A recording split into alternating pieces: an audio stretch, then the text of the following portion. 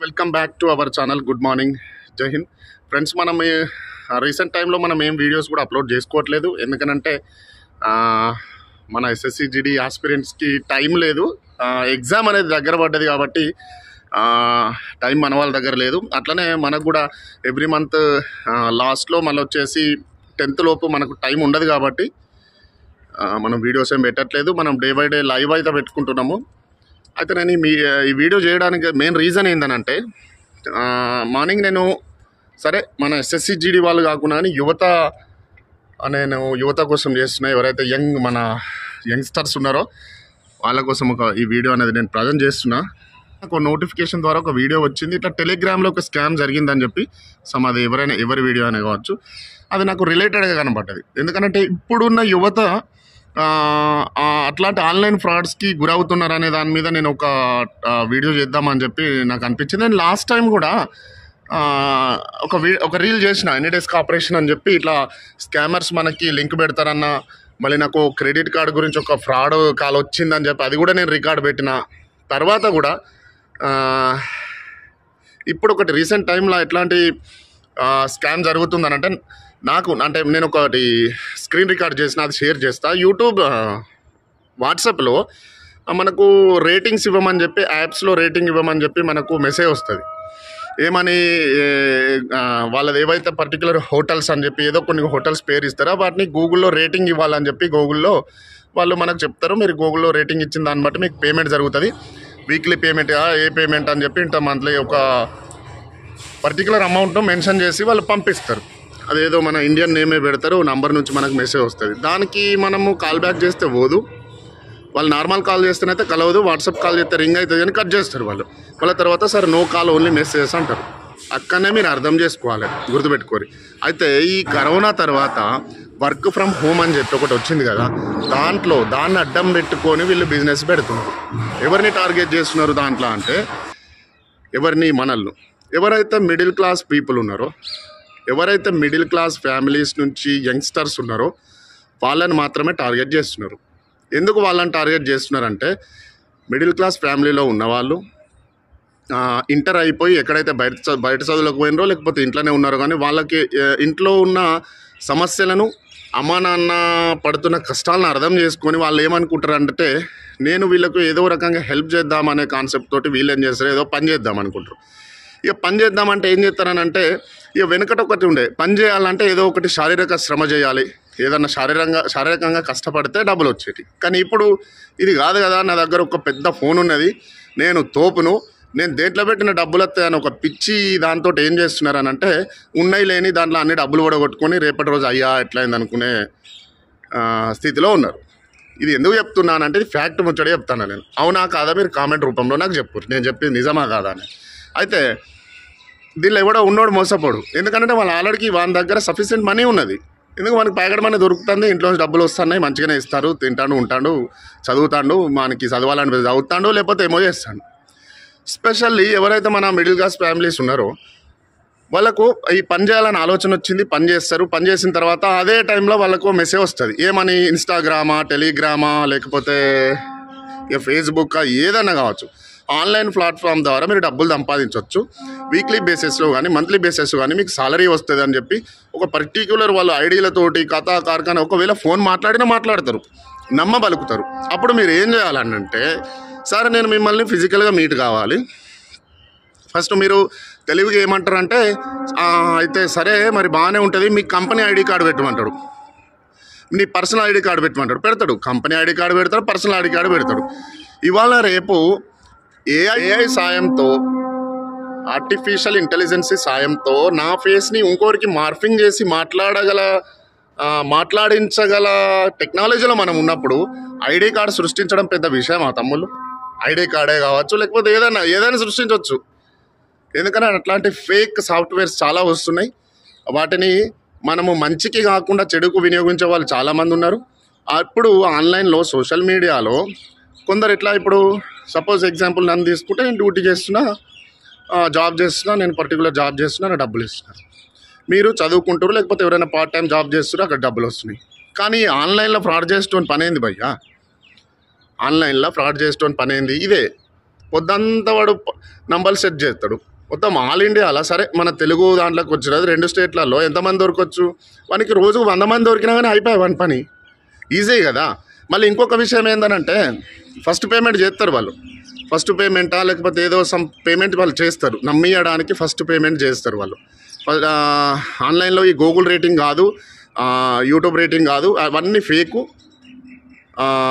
రేటింగ్సే కాకుండా అసెస్మెంట్ ఇస్తారన్నమాట మనకు. ఈ రకంగా ఇన్ని లెటర్స్ లేకపోతే ఏదో ప్యాసేజ్ టైప్ చేయడము, ఏదో రకంగా ప్రాజెక్ట్ వర్క్ అని మన్ను మశానం అని చెప్పి ఇవన్నీ ఇస్తే, ఇవన్నీ చేస్తే మీకు డబ్బులు వస్తాయి అంటాడు. అదే విధంగా వాడు ఫస్ట్ రిజిస్ట్రేషన్ ఫీజు అంటాడు, ఏదో అంటాడు. ఆ రిజిస్ట్రేషన్ ఫీ కడతాం, కట్టిన తర్వాత ఫస్ట్ ప్రాజెక్ట్ కంప్లీట్ అయిన తర్వాత వాడు డబ్బులు కూడా వేస్తాడు, 500 1000 రూపాయలు వేస్తాడు. మీకు వెనకటి సామెత ఉంది కదా, ఈ తాకు పెట్టుతాడు తాటాకులు ఆగుతాడు తెలంగాణలో, అవునాగా. ఈ తాకు పెట్టడం తాటాకులు ఆడదు. దీని అర్థం ఏంటంటే ఈ తాకు చిన్నగా ఉంటుంది, తాటాకు పెద్దగా ఉంటుంది, అవునా. వాడు పెట్టేది ఇంత, లాగేది కుండంత అన్నమాట. అన్న రకంగా వాడు ఏం చేస్తాడనంటే ఫస్ట్ పేమెంట్ చేస్తాడు 500 1000 రూపాయలు. తర్వాత పేమెంట్ ఏం చేస్తాడనంటే మీ డబ్బులు వచ్చినాయి అంటాడు. ఫస్ట్ నువ్వు తర్వాత మళ్ళీ ప్రాజెక్ట్ కంప్లీట్ చేస్తావు, వానికి పెడతావు, నా డబ్బులు వస్తలేమంటాడు.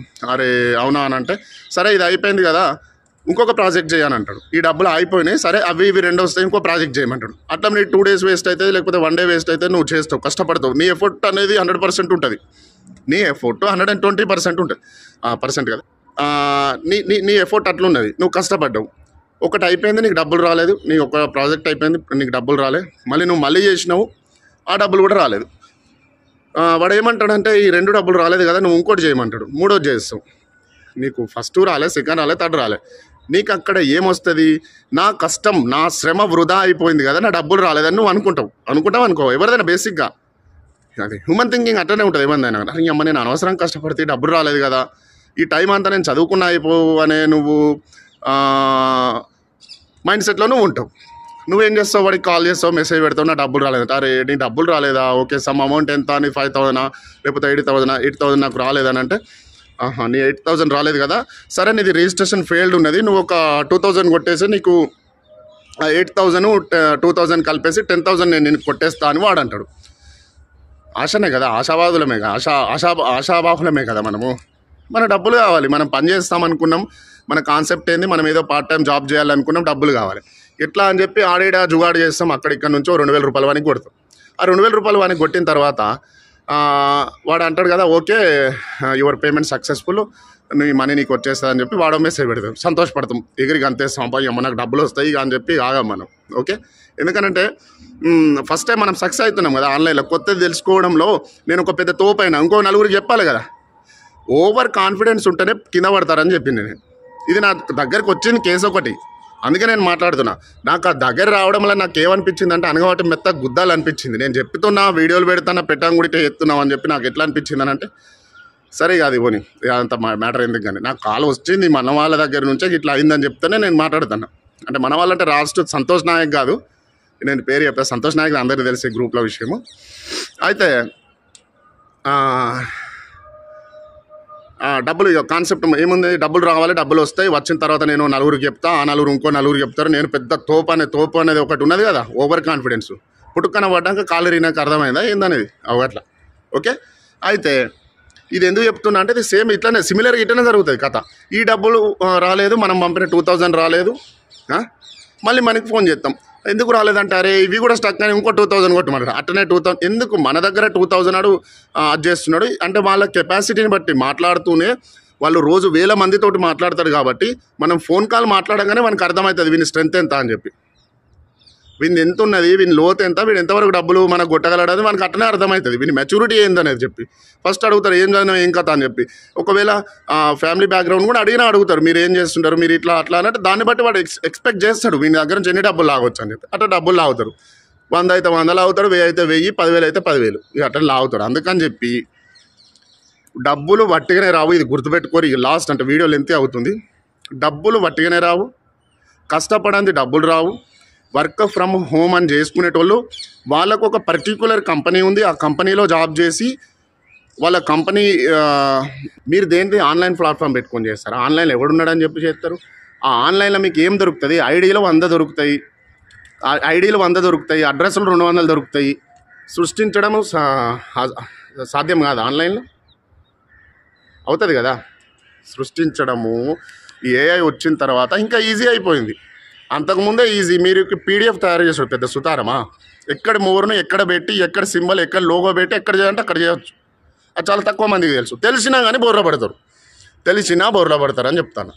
అందుకే నేను ఓవర్ స్మార్ట్నెస్ ఎక్కడ పనికిరాదని చాలామందికి చెప్తాను. అర్థమైందా? మనం స్ట్రైట్ ఫార్వర్డ్గా మాట్లాడతాం కాబట్టి మనం ఒక విషయంలో ఇంటర్ఫేర్ కాకపోతే చెప్పలేము కాబట్టి నేను ఇంటర్ఫేర్ అయి చెప్తాను. సరే, దీంట్లో ఎవరిని నేను దూషించినట్టు మాట్లాడలేదు తమ్ముళ్ళు. నేను చెప్పేది అర్థమవుతుంది. ఆన్లైన్లో ఎవరు నమ్మద్దు. ఏ లింకులు వచ్చినా కానీ మనం ఒక పర్టికులర్ లింకు ఏంటిది అని తెలుసదాకా దాన్ని నొక్కద్దు. అవసరం లేదు. ఫస్ట్ అయితే లింకులు ఓపెన్ చేయొద్దు.